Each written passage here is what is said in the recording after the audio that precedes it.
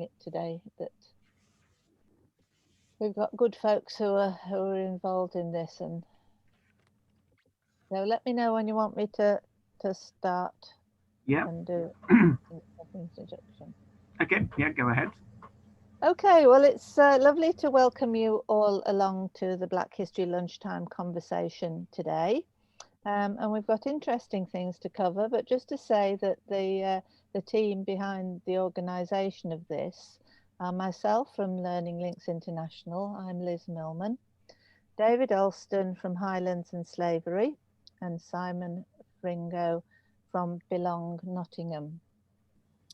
And what we're going to do today is we're going to introduce Jim Thakoordin's story.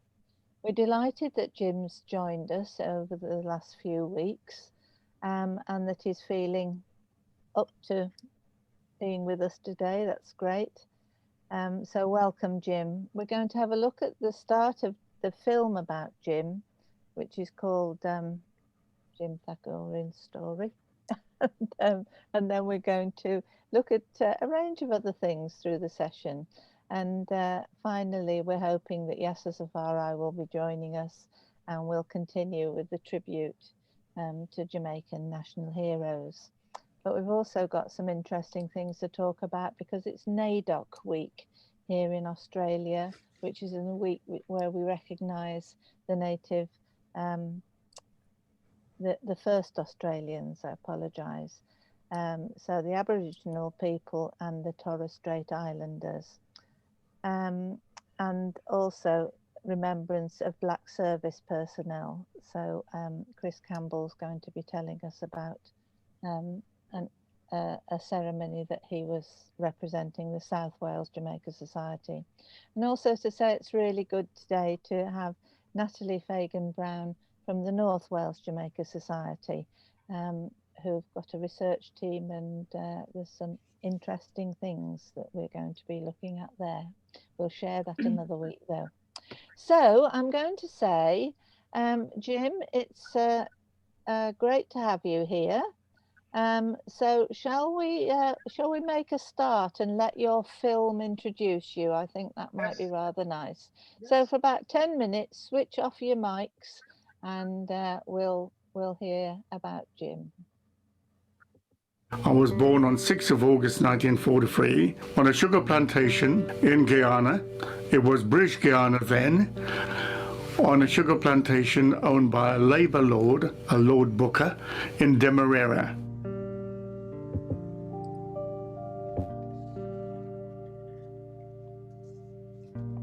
The story of my life is all in my book.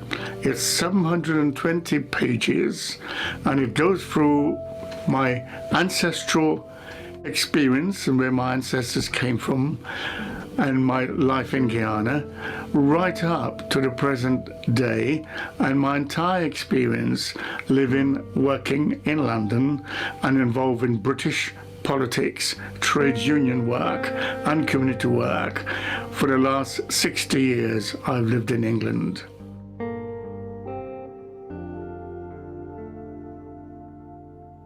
I started work alongside my parents in the sugar plantation as a child. My early memories from 6, 7, 8 years old, I was in the plantation working with my parents, who were poor, illiterate peasants, but very, very political and highly conscious of the exploitation under colonialism. Our ancestors came from India, mainly from Bihar, and they were kidnapped in the 1830s and transported under the East India Company and sold to the sugar plantation owners in the Caribbean and in Guyana. So although I'm a Guyanese, and I have a British nationality, my ancestors were originally Indians.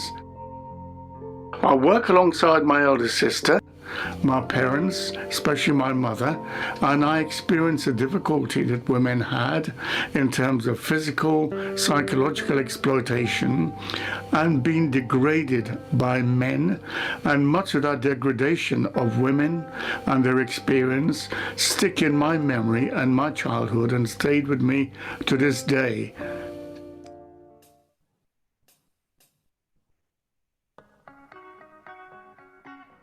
I came to England, was a long journey, started off by foot and then railway and across the Demerara River, bus journey and an aircraft and then a larger ship, the Ascania, which went all across the West Indies and eventually landed in Southampton.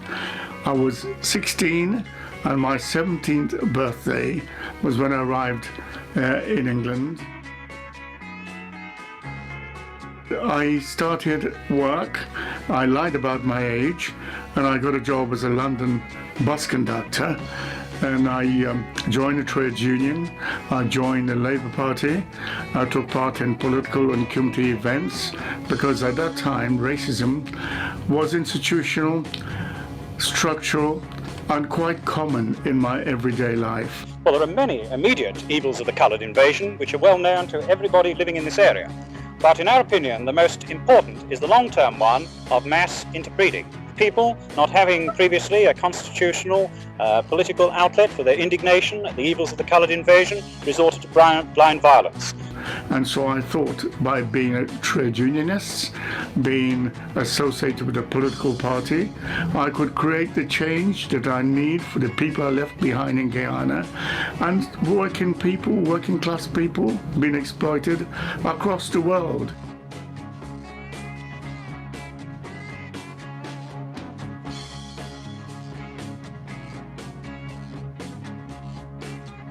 So I became a visionary at a very early age, based on my experience in Guyana, working alongside impoverished people, people being exploited, poor pay, no welfare state, no sick pay, hardly any pension, no health care or welfare services available to people.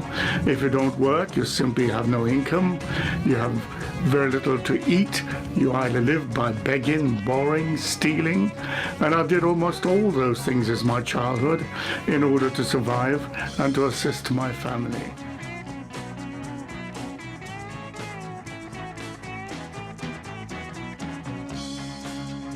I tried very hard to assimilate where I could.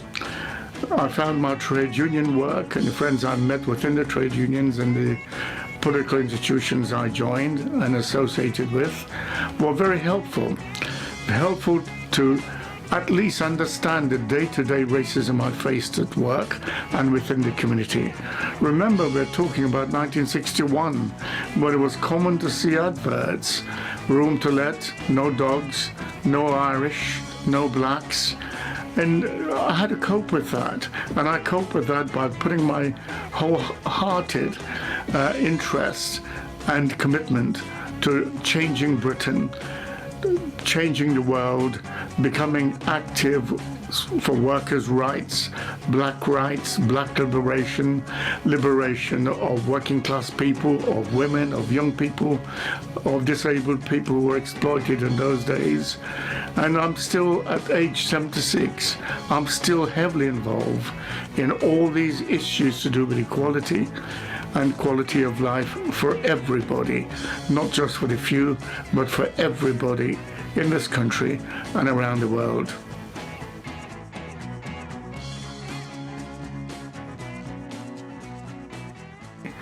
My first job was a London bus conductor, and that's where I met my wife 2 years later, who was at grammar school, and one day she left early because she wasn't well. She got on my bus, I chatted her up, punched her ticket, and we're still together. We've been married nearly 57 years. We have two lovely children in their 50s. We have grandchildren from 23 years old to 15 years old. We are a multicultural, multiracial family. My wife is a white Londoner. My son married an African.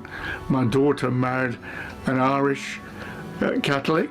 And so I have two freckle-faced, ginger-haired granddaughters and two half-African grandchildren. As a trade unionist, I knew that in order to perform my job well, to represent workers and to progress their interests, I had to learn. I had to learn the English grammar. I had to secure qualifications. I had to upgrade my knowledge on a whole range of things. I was fortunate that I met and married a woman who wanted to be a teacher, who was qualified, who later earned a degree, and she encouraged me and helped me with my education. I enrolled at Harrow Technical College in London before moving to Luton, and when we moved to Luton in 1963. I got involved in Luton College of Higher Education. My wife helped me to read and write, to structure my learning, to write reports, to participate more fully in trade union affairs. I joined the TUC trade union courses. I went to the TUC training colleges. And I worked and developed myself. I had a trade union scholarship when I was 31 years old, and I went to Ruskin College, Oxford. I then went on and got a place at New College, Oxford, which I left in preference to go to the University of Essex. And from the University of Essex, I went to Warwick. I went to London University, University of Hertfordshire, and secure a whole range of degrees. I ended up 2 years ago with an honorary doctorate degree.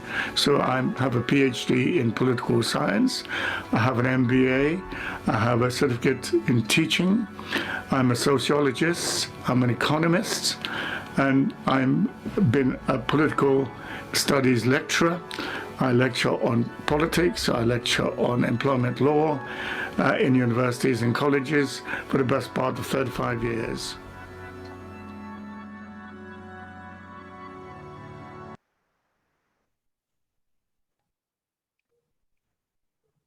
Wow, that's great. What a story.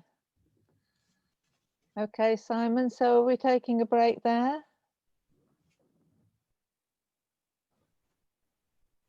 So just unmuting, that seems like a good place to stop, but Jim, I don't know if you think there's more that we should show or another section.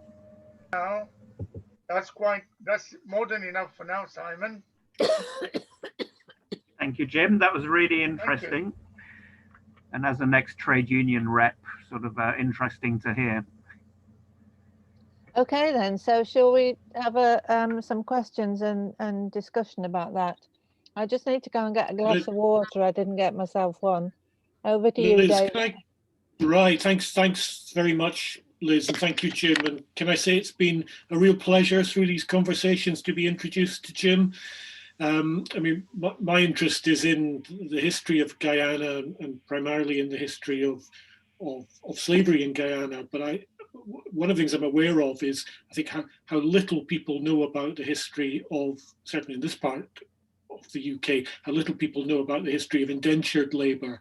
And yet, when you begin to look at it, there's a very strong involvement, certainly from the Highlands of Scotland, in creating that system. The first ships that brought in indentured labourers from India to Guyana were organised by a company called Gillanders and Arbuthnot, and Gillanders is buried just about 15 miles away from where I'm sitting just now. And that involvement of certainly of Scots goes as plantation managers and overseers goes on in Guyana right into the 20th century. So I just wondered, Jim, how, I mean, did you find a lot of information was passed down through your own family that gave you an awareness of that history, or was it something you've had to explore yourself? I had to explore myself. There's a colleague called David Daberdeen who was at Warwick University for a short while, and I met him there, and he took me through some of his research. And I was so pleased, as indeed when making contact with you, David, also was very touching for me because it brought back my memories. And I'm really grateful to you for exchanging information. And I hope we can keep in touch in the future and share our experiences. But it's something that I became politically conscious, although I was illiterate, and I went along with my parents to work. I knew at an early age things that were right and things that were wrong, and things that were good and things that were bad. And my parents were illiterate. They had no education. My mother never went to school, nor did my father, and yet they were so active in our community. And I learned from an early age that I was a socialist.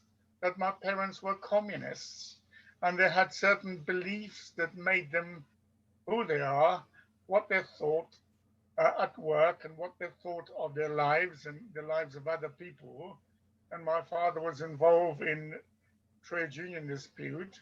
They sabotaged the plantation because every year the overseers had to return to Europe to enjoy their lives with their family. And so the plantation was closed for 6 months, no pay, no services, no income. And so the British owners were always ready to send for help from Britain. And on one occasion, the sabotage of plantation, my parents and the early stages of trade unionism started, and the British troops came. I think it were the Sunderland, Argyle Highlanders, or some name of that sort, but it was Scottish mainly. And they shot a few people, injured my father, left him disabled, and my poor mother then had to do everything she could, including walk in the streets to keep her 8 children, 7 girls and me alive with food.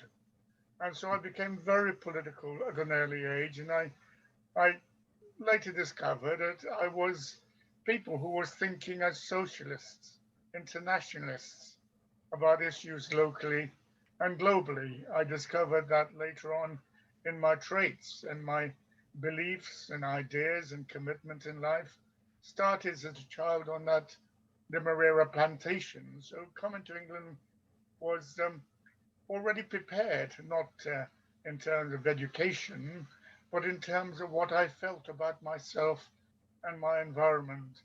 And of course, I've had an interest. I met Chedi Jagan many times in London. Every time he came to London, he asked to see me and to brief him on what's happening in the trade union and labor movement. And so my interest goes back a long while from a very young age, David.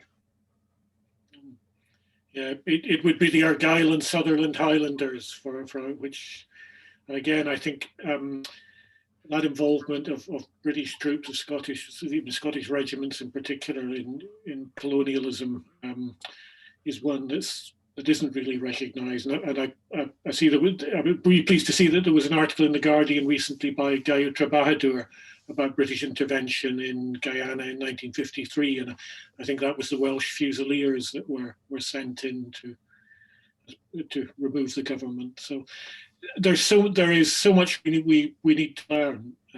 So it's and I certainly look forward to watching the rest of your film, Jim. Thank you. So we've got Jim. We've got your film. If people want to see them, we've got the link on the website. So people, if you want to follow that up. But while we've got you here, I'm sure there are other things that we'd like to ask. I'm fascinated by the fact that, appalled by the fact that you were a child when you were working on the plantations, and those plantations were in Demerara, and all my life I've known of Demerara sugar. It really brings it home when you hear that name. So that must have been the hardest time, and you've said how hard it was for your father and mother and your sisters. That's amazing. So I wonder if Jim could say a bit more about the company, about Booker's and its history. Our plantation in Leonora was always militant. It was predominantly people of East Indian origin, and of course, where the British ruled, they always the Machiavellian approach about dividing and ruling people. And then they created great divisions between the people of East Indian origin, the Amerindians, and the Africans who were formerly slaves. And so it was so difficult for people to be united because they were stratified according to their race and their ethnic origin. But there were some good people who worked across that divide and challenged the plantation owners On many occasions, but I remember while I was a child on a plantation working, one overseer was walking along, and it's traditional. My parents did it, and I did it. When you're walking along a muddy track barefoot going to work, sometimes take you 2 hours to get there. And if an overseer is coming, often by a mule, because the horse wasn't strong enough to ride along these muddy tracks, and the overseer would be coming, galloping along, and we all have to appear stupid, illiterate, helpless, and look down on the ground, move into the bush to make way for the overseer's horse. So they always treated, as far as we were told in school, God was a white man. And so we must adore and worship white people. So we clumsily step aside and let the overseer and his mule go along, touch our hats, and so on if we had a hat. And on this occasion on the plantation, an elderly lady was washing these sugar bags next to a canal, and the overseer expected her to move out the way. And she didn't see him, so he kicked her. He kicked her out the way, and they were all wearing khaki short trousers, a cork hat, and they were terrifying when you hear an overseer's coming on their steps. So you had to get out of the way, and she didn't see him, and she didn't hear him coming. And he kicked her in the canal, and that was led to a strike. So I was only a young child, but I hung on to my mum's coattail and I joined the strikers. And that sort of thing really gave me a kind of feeling. I cried, I wept for this old lady. She was in our village, but I was so pleased that being the underdog and being treated that way. There were so people of courage that came out and organized a demonstration.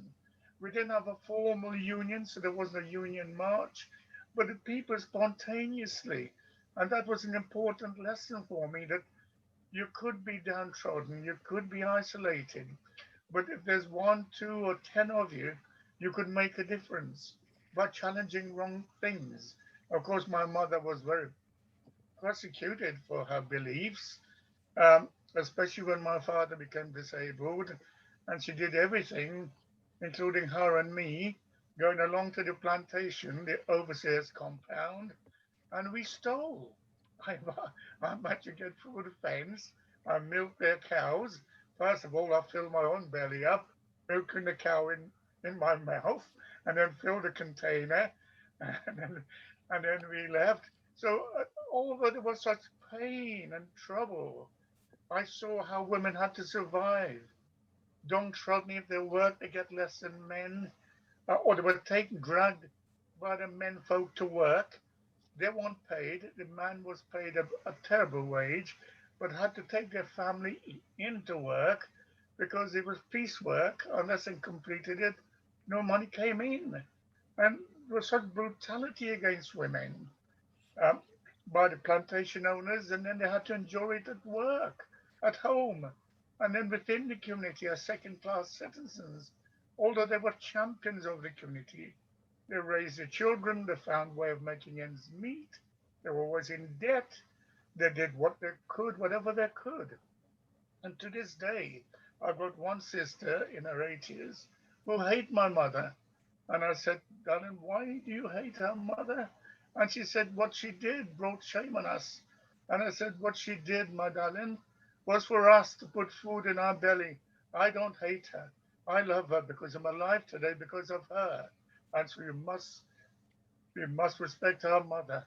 And my sister, thank God she changed her attitude and the attitude of her own children and grandchildren and great grandchildren.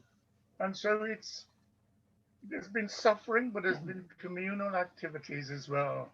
But Guyana has always been, and I think the present president of Guyana is from Leonora. I knew his great grandparents well. So Leonora has always been a bit of a highlight, but also a place of racial discrimination. There are no more than half a dozen African families lived in our village, but they lived very well. There was no animosity.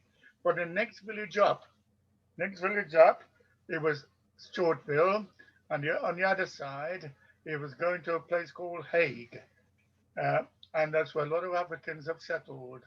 And I remember a situation as a little boy. My mother couldn't read nor write, but she'd get up in the morning and I'll accompany her. And a lot of taxi in our area didn't want to take an old lady, didn't have money, and didn't have a we didn't have a shower in the morning, so we probably smelt our fish basket smelled. She would go along to Hague. The fisherman would come in. She'd buy a piece of ice and put her fish in her basket and get a lift to her head. And then I'll trot along with her wherever she went. And she had to go through Hague and Cornelia Ida before she'd get to Lenora. She would walk across the villages and sell her fish. Neither of us could record it. Neither of us could read or write and keep a note. And then I had to follow her on Sunday when she didn't sell, but she collect her money. And the people in the African village, because there's stratification and hatred, they say, no, we never seen you before, old lady. Clear off. We don't owe you money. Everybody bought on trust, they call it, because they get paid on Saturday. And though she went on Sunday to collect her money. And they'll say, we don't know you. We've never seen you before. And on one occasion, they grabbed her. Some men took her in this house. She was raped, came back in terrible distress. We had to make our way home. We still had some fish in the basket. Um, and that stayed in my mind. I never shared it with anybody, including my family, not until my mother gave birth to a young African child, a girl. And I remember in Leonora, with all Indians, East Indians, for a woman to have a black child, half black child, that was a shocker. I got beaten up every day by Indian people who said, your mother's a whore. She's disgraced the Indian race. She was banned from going to the mandir, to the temple, and put flowers. My life changed. It was dreadful. And for that was one of the reasons when I become older, I wanted to leave Guyana because I was taunted, beaten, couldn't get into the classroom. I had to hide in this under the school. We had about 18 inches space so they didn't get flooded. And I crept under there with dogs and cats and other wildlife in there hiding, and then walk home when the children all gone first, and then I walk home safely. But I eventually told my parents I can't go to school, I'll get beaten up and this sort of thing. So it's a pretty long story, pretty long story. Um, but what can you do? From that, from my experience, I thank God I became a socialist. I became a lecturer, a teacher. To this day, I get people from all over the world, Australia, Canada, Africa, said, you made a difference to my life, Jim. You paid for my studies, for my exam. You bought me books, you bought me clothes. And that's because one Irishman, when I went to Luton College of Higher Education, which I'm a governor at this university, and I was instrumental in transforming it from a college to a university, when I was deputy leader of the council and chair of the education committee in 1993. And this man was David Riley, and he said to me, tell me a little about yourself. And I told him, and he said, well, I'm going to give you all a copy of my notes and my lectures. And I said, well, no point, David, I can't take the exam because I've got no money. I'm a busman, I've got children, I've got a mortgage. And he said, leave that to me. So he paid for my exams, registration and so on. And he gave me courage and hope and confidence. And I practiced that. So every student who in difficulty, whether as a governor of a school or a college or a lecturer, I singled out people who were in distress, quite bright, but they were unable to proceed. And so that stuck in my mind, helping people, a little thing that makes such a great difference to someone's life. And so I'm glad I still feel and I still weep for this suffering when it's an African child, a Bangladeshi child. A child is a child. A person is a person regardless of their color. People talk about racism and it exists. It's deep in our society. When I march against the National Front and organize demonstration and get locked up in the Luton prison overnight. The only person with me that waiting for me to see me home was my wife, a white woman, a white Londoner. And when I tried to say to my friends, we got to work and unite and work together, they said, Jim, you're not good, Tom. You've got a white wife. You got your children are white, all this. But we got as a class, it's so important. The class is bigger than race or is equal to race. And as a class, I know British people have studied the history of the Irish people. I've studied the Clarence in Scotland. I've studied the Welsh people and all the exploitation. We are one race, the human race. We are one class of people exploited by another class, and our enemy is not ourselves or our neighbors, but mostly from the upper class, the ruling class, the political class, those who control the wealth of this world. So I've had as much struggle fighting to get trade unions to recognize women as equal, get the Labour Party to recognize black people as equal. And so, and also in this struggle, I've recognized that some of the people who've made my life difficult hasn't always been white. I've been beaten, I've been abused, I've been marginalized by fellow black people I seek to represent and empower. But the system in which we live, whether in Australia or the UK, it divides us by race, it divides us by gender, it divides us by politics. And so despite all this, to this day, I still struggle. A lot of black people say, Jim, you were right, but we can't invite you to our occasion any longer. You're no longer a counselor. You're no longer a Muslim or a Hindu. And a lot of my friends in Luton now with Windrush events and so on, they're saying, Jim, you're not really Caribbean. You're almost like an Englishman. You look at your family, and you're not African, you're not Caribbean. And so the Muslims reject me, say you're not Muslim, Jim. The Hindus says you're not a practicing Hindu, you're a Christian.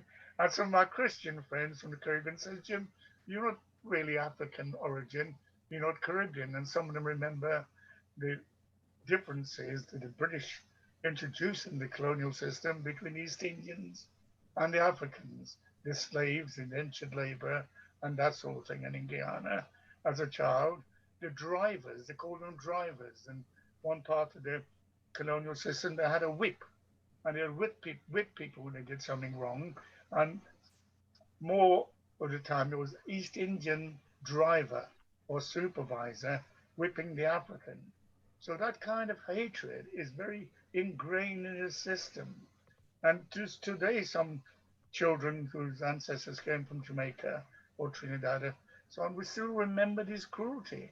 But instead, sometimes in blaming the people who are responsible for it, they blame the victims who were forced into a situation of performing cruel acts against their own people in order to safeguard their own lives and their own interests.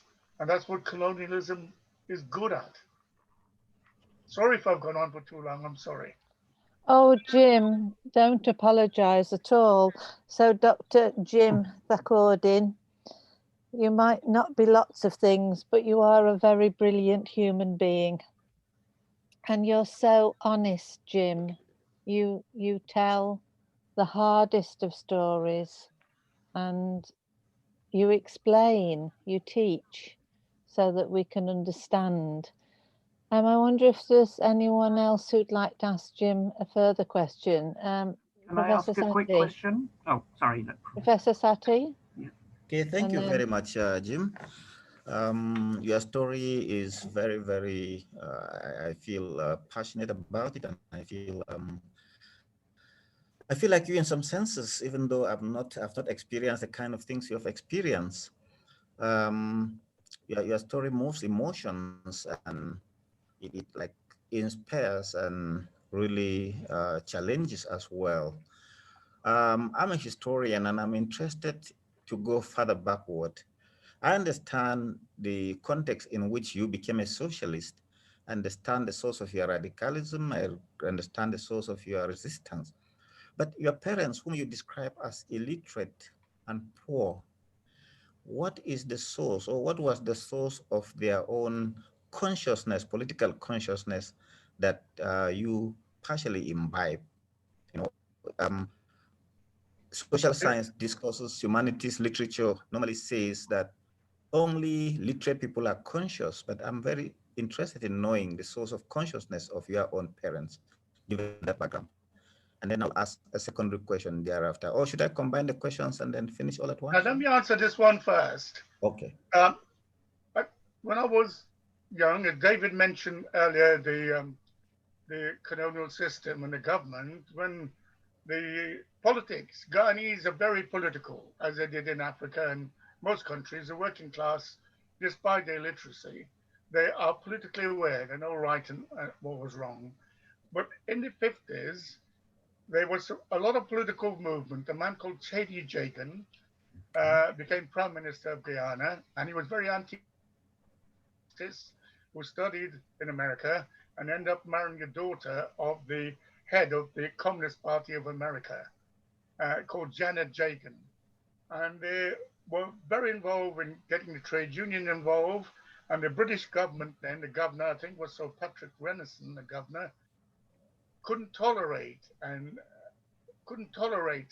a Marxist leading a colony on the mainland of South America, where Guyana is, next to Venezuela. So they did all they could. They suspended the constitution, put Jagan in jail, and the people, he relied on the masses. And through that process, the ordinary worker, those in jobs and good jobs, kept quiet, but the masses rose up. And it was good that the masses rose up, not only the East Indians, but the African masses also rose up, because they called it the PPP Party, People Progressive Party. The deputy leader was Forbes Burnham, another socialist. Later he became a dictator, but that was all part of the British divide and rule that created the destabilization of Guyana. So my parents became political. Remember my mother tying a string around her waist, no shoes, barefoot, walking on red brick road with cinders on it, pulling me along, going around the villages, dragging the women out of their homes to go and vote. And my mother, several times, she got involved by voting too many times. On one occasion, they put her in an Egyptian onion sack and tied a knot on the top of the sack, put her in a Black Maria van and took her to the local jail, and kept her in there for days. And I climbed up a drain pipe with half a loaf of bread and tried to chuck it in so my mother could eat something in her cell. And so my mother was very political. She was abused from a child. Her mother died and she was left alone with her father, who went to work. And she was abused by men at a very, very early age. No education, never been to school. But it's amazing how she thought about equality, fairness, and justice, and women's rights and women's issues. My father was a little bit behind my mother politically, but he had no chance, because she will get a stick and said, "Come on, Joe, get out there. Go and organize the men. I'm going to go do the women. You knock on the doors of the men and get them out. Get them out the rum bars and the saloon bars and go and vote." So I think some people have instinct about what is right, what is wrong. Some people may have the same instinct and wants to do something, but they choose not to. And that's the difficulty we have in trying to educate these people who know it's wrong and choose not to do anything about it. So that is an anti-colonial fighting against the British colonial system that really politicized the proletariat, the masses, the working class, both African and Indian. Thank you, Jim. So your second question. Yeah, my second question, again, it relates to your political life, fighting injustice, fighting racism, fighting all kinds of discrimination. Now, your involvement with the trade unions and so on. Now, the question is the socialist movement big in the UK? And if it is, why did a socialist revolution not occur in the UK? It seems it's big, and probably it is big in terms of membership. Okay. Corbyn's Labour Party had over 500,000 members and still sunk to defeat in 2017 and 19. The socialist movement is divided, more than 57 varieties, and it's divide and rule again. Many people rely on the media to inform them of political issues, and there's no socialist media. Neither the Labour Party nor the trade union own a radio station or a newspaper, so they rely entirely on the corporate media to inform them. And they rather believe the corporate media than the trade unions and the political parties anyway. My first book I wrote was Racism Within Trade Unions. I was the only Black trade union official within the second largest trade union in the country. And there was only two others, an African man called Bernie Grant from Guyana, and now Lord Bill Morris. There were 3 Black people in the 70s, only 3 Black officers in the entire trade union movement, with several thousand trade union officers. And I've had no end of racism within the trade union movement. And I'm one of the few officers that resigned after 8 years. Resigned. Nobody resigned from a trade union officer. You're given a new car every 12 months. You can live on your expenses and bank your salary. You've got a free hand. You see them as a big shot in those days, trade union officers. But there are corruption, the inequality within the trade union and the political system. There's racism within the Labour Party, anti-Semitism, sexism, homophobic. And so the trade union is not a perfect organization. They're far more conservative than you think. And so is the Labour Party. Since its form, they've been very much a broad church. And this broad church hasn't helped the working class movement. Same America, exactly with the Democratic Party in America. They've abandoned the working class because many of them do not vote. And the middle class vote, so they all want the middle ground. And from Clinton, Bill Clinton and others, and Obama, they abandoned the trade union movement, the labor movement. The working class in the Rust Belt doesn't feel that the Democratic Party represents them. And so is the working class in the UK. We lost 50 seats in the north of England, the poorest part of Britain, and the strongest Labour support in the country decide that the Labour Party has failed them by not going along with Brexit, which was a democratic election, a democratic vote the party chose to ignore. And it was the middle ground who persuaded Corbyn to go against the party's previous policy. And it's a working class that defeated Corbyn and the Labour Party, and not the middle class. The middle class solidly in the south of England, where the richest people live, voted Labour, the majority. But in the working class, traditional shipbuilding, mining, manufacturing areas, 50 Labour MPs lost their position, and that 50 would have put Labour back into power. And it would have made a difference to Britain and the world. I hope that's answered your question, Sati. Thank you very much. Thank you. See you clapping there, Chris, as well. Right, Simon, would you like to ask your question? It was more of More a point. It was a comment as well as a question, I suppose. Jim, it's mostly my working in Africa, in Malawi in 2015. I met a lot of cotton farmers who had relatives or who themselves had ended up as bonded laborers on sugar plantations. So sadly, too many of these problems are still going on. And they were sold on this idea, on the idea that they would give up a little bit of their freedom, but in return, they would be guaranteed better returns from the sugar sold by their land becoming part of the plantation. Of course, it never worked out that way. At best, they earned about a quarter of what they used to earn as cotton farmers. But I was thinking, you mentioned Brexit, but some of the big Brexit backers, or at least one of them, made his money in sugar plantations in southern and eastern Africa in this region. And I believe in Latin America, there's certainly still a big sugar lobby. So there's some interesting connections there. On the point about the North as well, it's I campaigned against Brexit in Bolsover, where the most common comment was, "Thank you for coming, because nobody else ever shows up." And that is sadly a big common sort of complaint in the industrial regions of England. So anyway, and other than that, thank you for the presentation. May I say, my brother, that Africans have influenced my politics a fair bit. I met people, Julius Nyerere twice, his connection with Ruskin College, Oxford. I met Jomo Kenyatta twice at the Ambassador's Hotel in London. And I followed people like Nkrumah, who was a trade union organizer. And once he said he had a bicycle.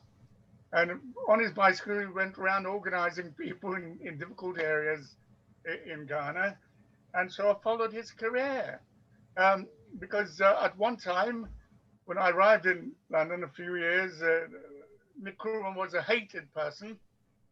Kwame Nkrumah was hated because he was fighting for independence of Guyana, of Ghana. And we in Guyana, we learn a lot from Nkrumah.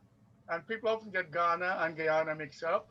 But Chedi Jagan was a Marxist. I think Nkrumah was a Marxist.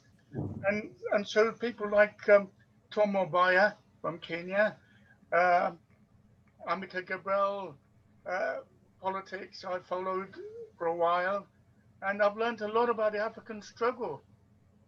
We didn't hear a great deal about Mandela. There wasn't much writing of his work. He was locked away for so long. But there were a lot of African champions that were doing the tour around Oxford University and universities and colleges around the country. And I made a point of going and listening because I thought, you know, Africa is our homeland. Everybody's homeland. My homeland, your homeland, David's homeland, Caroline's homeland. That's where life, I believe, started. Absolutely, yeah. And has emerged. And so it's our ancestral home. And so we can't change one part of the world and leaving another behind. So the world collectively have to move forward. And so the uprising by the Africans in Africa, and the African people in America, the civil rights movement made by African Americans have helped us in the UK, in Europe, in other parts. And part of my research and publications on history and slavery, I've discovered that there were Africans in India, African rulers in Japan, in China, people of African descent. The Buddha has African blood in him. And all over the world, Africans discovered Britain before the ancient Britain.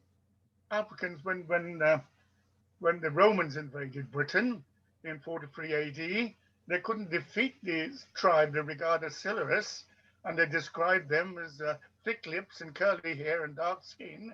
And so Africans been here for centuries. The African defended the Hadrian Wall against, they called them marauding Scots, attacking the English. And there's an emperor that spent part of his time guarding the Hadrian Wall. So you go back in history, we're one race. We emerged from the same source. It's the climate, it's the pigmentation that divides us in terms of skin color, but we are one race. So I've learned a lot by following African politics and Africans who give Patrice Lumumba, another guy in the Congo. I followed him. I mean, the treachery of Britain and Americans who killed Lumumba, who could have stabilized one of the biggest countries in Africa, Congo. And look what subsequently they did to Congo. It's been exploited right, left, and center, with civil wars being encouraged, women's rape even by peacekeeping forces supposed to protect them. So I followed African politics, and same as Martin Luther King said, he's learned a lot from Gandhi. And so we're learning from each other. We're learning from Indians, from Africans, from fellow Europeans. We learn from people like Lenin, the Russian, Marx, a Jewish man settled in Germany. We're learning from each other, my sisters and brothers, regardless of the gender, regardless of the color or the age. And so we're in a world, we've got to be united. We've got to learn from our mistakes, whether it be African mistakes, Guyanese mistakes, European mistakes. And we've got to still continue to challenge. We've got to continue to challenge things that are wrong. Jim, thank you so much. Thank you. And I have here one of Jim's books. It shows you how precious it is. You know, when you've got your case to pack and you're traveling after 6 months. And I packed Jim's book in my case. So thank you, Jim, very much. I think that just was such a brilliant hour. I hope you're not too tired, Jim. But I'm sure. I have to go and get some tablets in a moment. Yes, quite. Okay then. Right, well, thank you. But I think holding the book here, and Jim, you'll need to perhaps think about this as well as others. When I was talking to Professor Satie earlier in the week, he was saying that there was a tragedy at his university a couple of years back, I think it was, you said, and the library was burnt.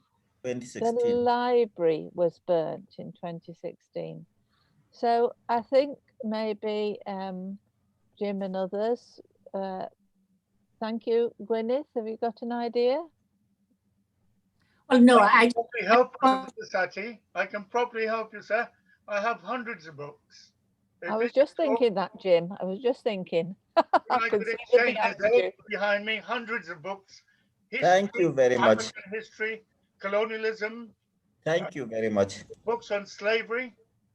I've got them we all. Need them here. Okay, well, I'm going to put you two in touch, all right? Yeah, thank you. Thank you. Action we're about. Gwyneth, what's your point? Well, can I just say how inspiring this has been to listen to Jim, and how do you manage to not feel hatred? How do you manage to keep the optimism? And you mentioned, or someone mentioned about the number of MPs lost in the north during the Brexit campaign. And I think you just have to look at the South Wales valleys, which have benefited so much from Europe, but they voted en masse for Brexit. And but I am full of a bit of admiration. Thank you very much for sharing. I find it difficult to cope at times. It's a struggle. I think of my mother. Yes. Whose feet I kissed in Guyana, barefoot. Yes. My mother and my father, and I got on a plane and I never saw them again. As the only son, I promised my mother, I'm going to come back and look after you. I'm going to put a brand new dress on you, and you'll have to wear a pair of shoes. I never saw her again. And then I think of all the political work and the trade union work I've done and the risks I've taken. With my degree, after Oxford, I was driving a lorry before I became a trade union officer. And so I was on this list, target list, as a left-winger and couldn't find work, not even in Vauxhall Motors, a couple of miles away from where I lived. So life has been difficult. Some of my difficulty is frustration that my people I've worked to support, working class people, black people, low-paid, ethnic minorities, women, haven't really got the message, haven't really identified who the oppressors are. And it grieves me. It grieves me that many of them are still right-wing, doesn't value their vote, doesn't vote. And I'm worried and it distresses me. I often weep. I self-examine myself, saying, Jim, you're too ambitious. You're asking too much of people. And it's a struggle. A few times I had to go to my doctor and said, I'm not well. And I've been sent to the well-being clinic and I get some support. I get more medication each time I go and tell them how I feel. But it's distressing. And I feel that carrying a lot of baggages, it hasn't helped me. And I never thought I'd live to 77 years old. I'll see my grandchildren growing up. And I'm struggling to, even at this age in my poor health, to control what I do to make a bit of space for myself. But the person that kept me going is my wife, my lovely wife, who stood by me. We've had our ups and downs, but without her support, I couldn't continue. She helped me in every way possible and tried to keep me sane. And I think I'm much slightly on the side of sanity, but occasionally I'll drift a little back on the other way because my mind is still, I still feel a great deal of hurt, a great Yeah. deal of pain. And I'm saying, why, if I can understand this and see through this, why can't my sisters and brothers also see what's Yes. wrong and who the cruel people are? And why can't we not unite and target the people who are difficult and not our own class, our own race, and our own selves? Mm-hmm. Consumerism is the god. Well, Jim, thank you so much. Say something? Didn't Chris? Sorry. Oh, Chris. I wanted to say thank you, Jim, for such a powerful sharing of your story, of your life. It resonates with myself, coming from a one-parent family back in the 60s. And a lot of what you said, I can, in my art, feel for you. And even up until today, how you feel about and how you want to change things. My only statement is you're a role model to humanity. You look to seek those who are the most needy and to change things for them, and for all of those things what you've done and what you just spoke about in that short amount of time. You've inspired me and reinforced some of the things what I'm thinking about going on in my life, and you're a true inspiration, sir. Keep in touch, son. Keep in touch, right? Yes, yes, definitely. Thank you so much, Chris, and thank you so much, Jim. Now, Jim, if you want to just go off and get another drink or whatever you need, I'm always careful to think about your health, Jim. But that was just a fantastic hour. Thank you so much. I'll be back to listen to others in a couple of minutes. Okay, that's fine. And I can see that Yasus Afari has joined us as well, which is marvellous. So we'll readjust the programme a little bit, Simon. I don't think we'll bother about the photographs. We can always do that again. Okay. Can we have a quick look at the slides about Yes. NAIDOC week? That would be good, and a bit of a change of pace for us here. Yep, just going to share screen. Right. While Simon's doing that, Professor Sati, just look at all those books where Jim is sitting. I'm sure there's going to be a crate load or two on the way to you. Oh dear, that would be wonderful, wouldn't it? I've certainly got a lot of books in Wales. I think, Caroline, we better have a clear out and sort out some of them and get them on their way. I've got a colleague in London who supplies books as well, so I better ask Garfield if he's got any that and good books as well. We won't send you anything that's perhaps not appropriate. We'll sort things through. Perhaps right, we how need are you doing then? Sorry, Gwyneth? Perhaps we need to organise a van from North Wales. Yes. See what we can do. How are you doing then with that, Jim, Simon? Yeah, just my computer's just gone on a go slow. I don't know why this. Well, let me just do the bit of the introduction to it then, so that you understand. Yeah. So NAIDOC week, it normally comes earlier in the year, and it coincides, or I think it coincides with what the Aboriginal people call Invasion Day. Here in Australia, are still celebrating the fact that Captain Cook found Australia. And there's a special TV program channel here, NITV, and NITV has been broadcasting lots and lots of excellent programming about all sorts of things. And to me, the funniest program, and I must have seen it 3 times now, but I have to confess I do watch a lot of television. When you're in lockdown, TV is a great company. And it's this particular film is called "Looky, Looky, Here Comes Cookie." And apparently this is an expression that's used by Aboriginal people. If they see somebody a bit suspicious around and about, they say, "Looky, looky, here comes Cookie."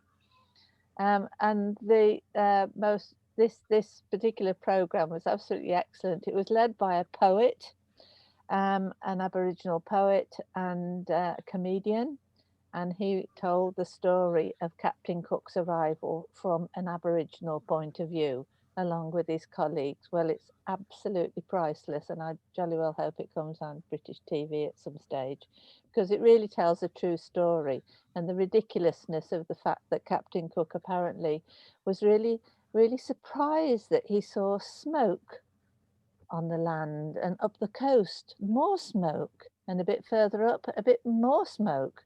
The reason for this was that they used the smoke as a signal to say, there are these ghost people coming, there are your ancestors. So the Aboriginal people apparently thought that these white people were the ghosts of their ancestors. So that was interesting to understand, but the interpretation of it was just absolutely wonderful in the way that poets can say it as it means. Right, how are we doing now then, Simon? I can see a big sign saying Zoom in front of me.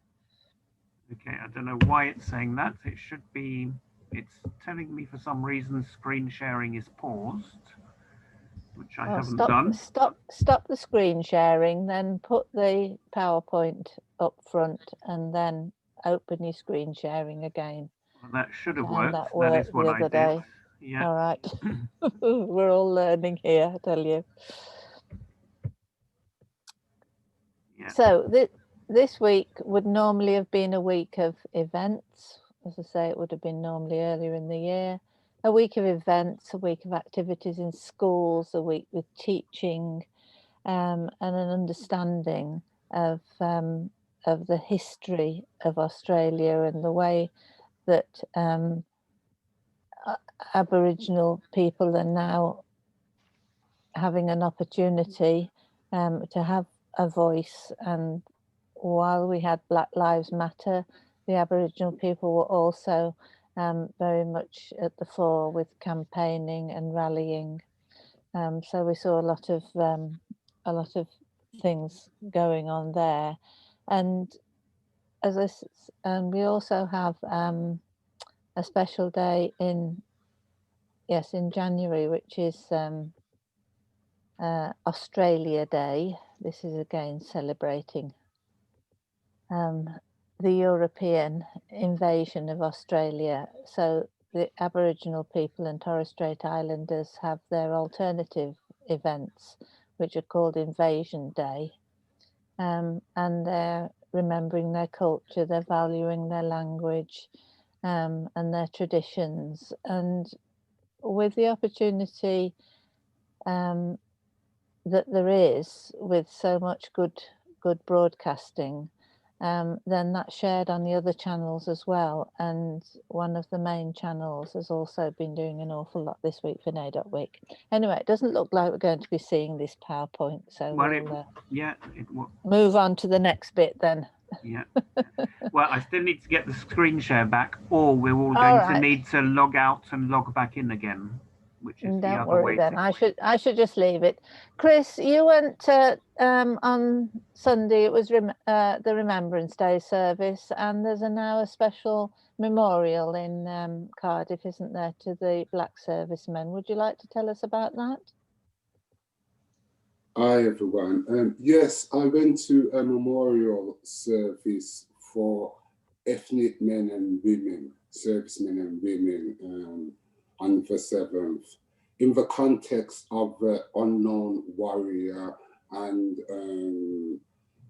you see, the unknown warrior was a soldier who they randomly dug up and brought back, and he represented every families lost relative, or and it was something for the country to rally around. For 26 years, one of Cardiff's greatest Black history patrons, Patty Flynn, canvassed government for a memorial to be put up for Black servicemen and women. She lost 5 members of her own family in a submarine strike or something like that, So she canvassed. Last year, we actually had the monument erected, and we had our first service there then. So in the sense of an unknown warrior, I was nominated to represent South Wales Jamaican Society. It was a chance to give thanks to the West Indian ancestors, military and civilians, contributions which have not been recognized in the UK or mostly over the world. We were honored to lay a wreath and pay tribute. It was a great, glorious day. And we have to talk about the contributions of our servicemen and women. In the West Indies, the West Indian Regiment was raised in 1790s. So that's centuries, the 1790s. So actually, it changed its name in the 1915 to 1921. It was known as a different name. The West Indian Regiment consisted of 66% Jamaicans, other Caribbean countries, British Guyana included, and other Caribbean, West Indian countries. There's a difference between Caribbean and West Indian, and also the Americas and Africas. And that was the first regiment. So it's in that aspect of our ancestors who have served for centuries that we laid that memorial and we gave thanks. I'm not here as a historian on war and regiments, but I will be bringing a historian on regimental from Napoleonic to World War I, World War II, and involvement where our soldiers have had, including African and West Indian. Thank you very much. And that was really why I laid the wreath on that Remembrance Day. Thank you. Thank you very much, Chris. And I do think it's so important. I know last year the North Wales Africa Society laid a wreath in Bangor, and I laid a wreath in Beaumaris in memory of the overseas servicemen, the Black servicemen and women, and also the Australian and New Zealand forces that lost their lives, and many others. So I think it is important that there is more recognition now. So thank you very much indeed. Now, Yasus, are you around and about? Just checking. Yasus, are you there? Asking him to unmute. Oh, great. That's wonderful. Yasus, great to see you. Great to see you too, see you all as well. And thanks, Chris, for that inspirational presentation and an often not reported on aspect of the journey. So it's great to see you, and we were just going to take a little time now to last week we were talking about Jamaican heroes, and it is important, and I was fascinated when I first started to learn about Jamaican heroes, and it was my students when I was a college lecturer. my Jamaican students who taught me about the Jamaican heroes and how there are a special range, specially named heroes, 6 heroes and 1 shero. And last week you were telling us about the time when some of those heroes had still got you had to go to Parliament, expunge and exonerate those people. The criminal record being wiped away. So that was really interesting to hear about, and also the challenge that you had in the Parliament there, because perhaps the ways that they were expecting you to react wasn't the reaction that they got. And Liz, we had mentioned that because it was symbolic of the attitudinal changes that we still need. The fact that we are holding on to the relics of the past to the detriment of the renewal of the society and the creation of a new paradigm. I think that's very true. So you've now you've been, well, all your life you've been a poet. You've done so many different things. You've traveled the world. How many countries is it you've traveled to now? 49. 49 countries. And what would you say your main message is when you go to different countries and you talk to community groups, to school children, to academics, to all sorts of people in big stadiums or in small groups? What's your main message that you're taking with you on your journey? My personal mantra is one earth, one love, one humanity. And so irrespective of the turbulent history and challenges and difficulties we have been through, we are going through, and we can anticipate in the foreseeable future, we still need to find a way to peacefully coexist, because it's just one earth, one love, and one humanity. So we are a part of a shared human journey, a shared human history, a shared human planet, and a shared future. So, you know, irrespective of our color, class, creed, our different and varying orientations, we breathe the same breath of life. We belong to each other. We must look after each other. And when we first met at the University of the West Indies, Natalie was there with us, and we were looking at studying things about Jamaican as a language, and you made a presentation at one of our sessions, and then subsequently you came over to Britain to tour, because at that stage you had just published your book, Overstanding Rastafari, Jamaica's Gift to the World. Would you just like to tell us a little bit about that book? Well, yes, and just to say, we had actually briefly met about 3 to 4 years before at the Hilton Hotel. Oh, yes. When I ran in to perform a poem, Patois Talking, because the focus of the presentation, the conference then was the Jamaican language, which people call Patois. And so, yes, we met in August 2007 at the University of the West Indies, when I was launching Overstanding Rastafari, Jamaica's Gift to the World, which is a national bestseller. But it started when I gave a proposal to the Minister of Education, Youth and Culture, as the ministry was designated at the time, which was Honorable Bertrand Whiteman.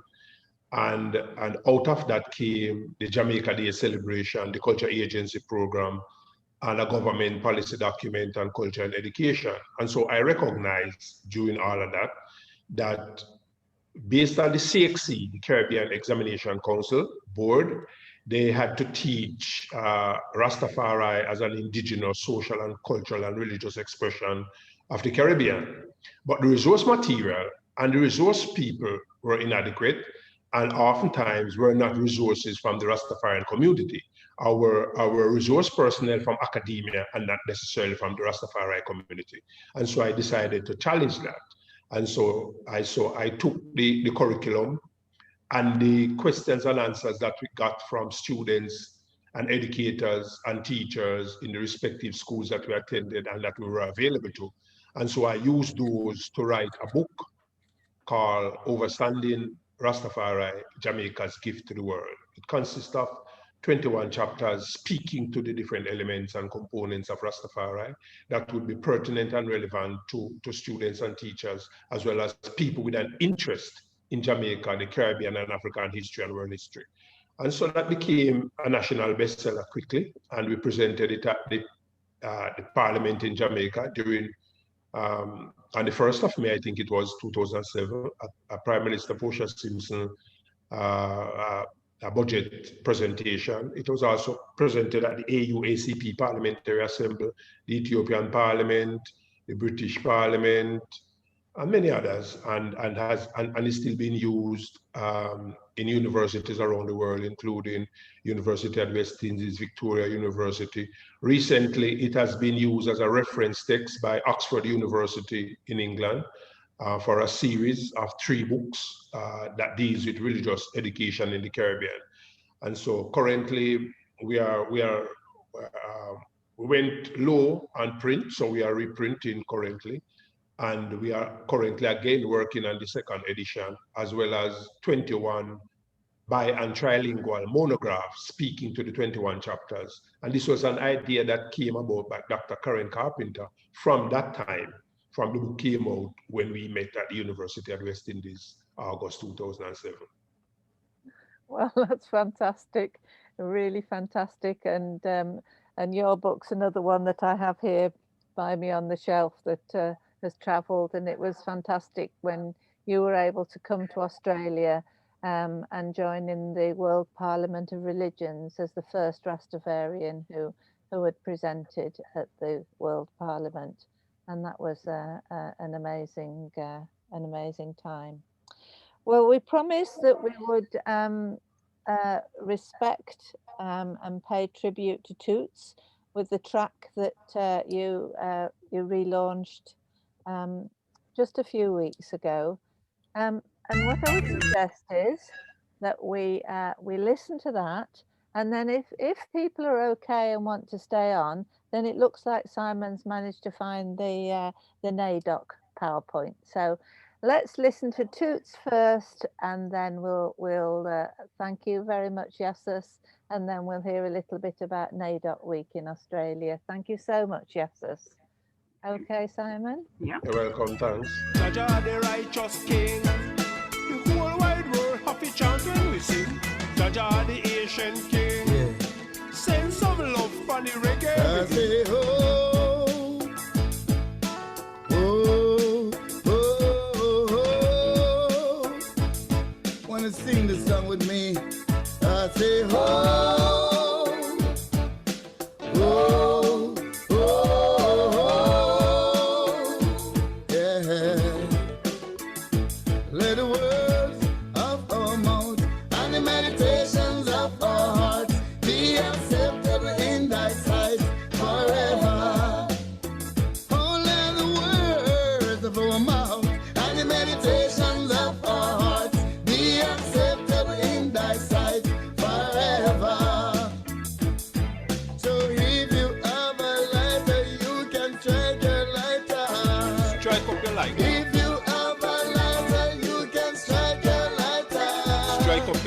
If you have a lighter, you can strike a lighter.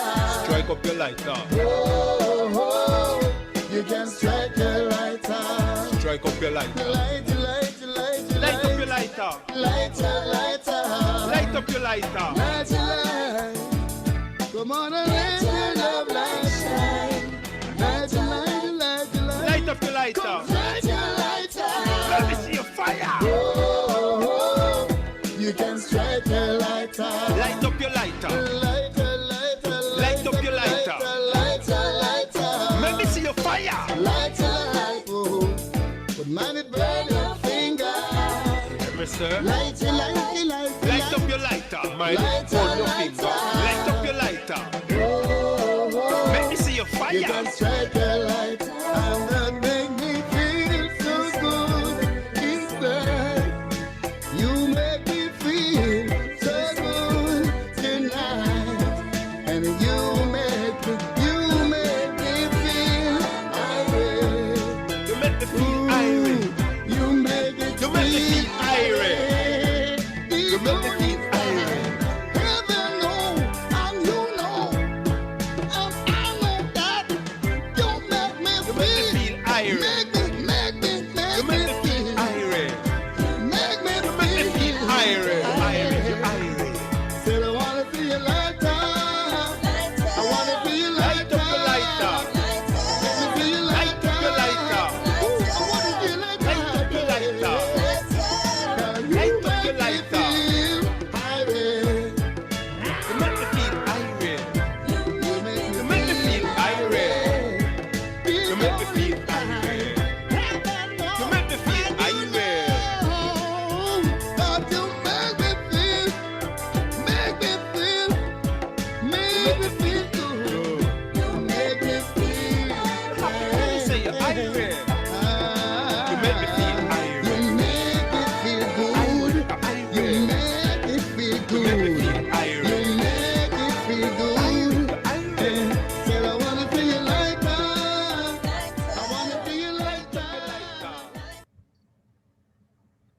Well, thanks very much indeed, and great memories. Yasus is now working towards his next big event, the Poetry in Motion, which is at the end of February. And I had the pleasure of being at an earlier staging of Poetry in Motion quite a few years back. And Toots was on the bill, wasn't he, Yasus? That was amazing. Which was exceptional because that same year he refused several $1 million to perform on Jamaica Jazz and Blues for some personal and professional reasons. And then he called me up and said, I'm coming to do your show. But I said, but I can't afford to pay you. He said, you don't need to, it's a gift to you. So he's the type of person that has sacrificed his entire life for the good of people and humanity and Jamaica and the music. And so we celebrate him as one of our cultural musical icons and heroes, if you may. And so it is timely, and we want to support Chris's, Toots's school, Maypin in Clarendon, from parts of from the proceeds, not part, from the proceeds of the single that has been reissued by Zojak, is now available on our digital platforms. And it was also featured on the Ancient Future album. And I'll be making a donation from the proceeds of Poetry in Motion, which will be on Sunday, February 28th at Manchester Golf Club in Mandeville. So, too much is given, much is required, and Toots' life epitomizes that concept. And we'd like to learn similarly from that approach as well, and do likewise. Well, fantastic. That's really wonderful.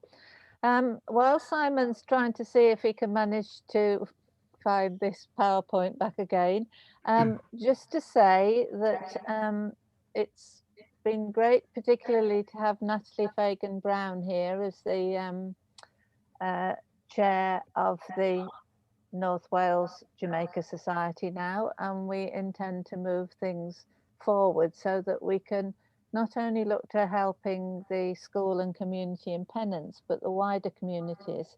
And of course, Maypen was an area where there were Pennant plantations, and so we're looking to see how the Pennants charity will be able to help the schools in that area. So that's really good. And interestingly, Toots is from Treadlight, close to Maypen, so it's all. Yeah. So it's all coming together. And might I say, incidentally, today is the 13th. Toots' live celebration will be on the 15th, and that will take place at the National Heroes Circle, which you know quite well, Liz. Heroes Park. Yeah. Yes. So that's the live celebration. Yes, and internment, you know it, the final rites. Yeah. Because I know that's been quite a difficult story. Okay then, right. So Simon, shall we call it a day now and end the recording?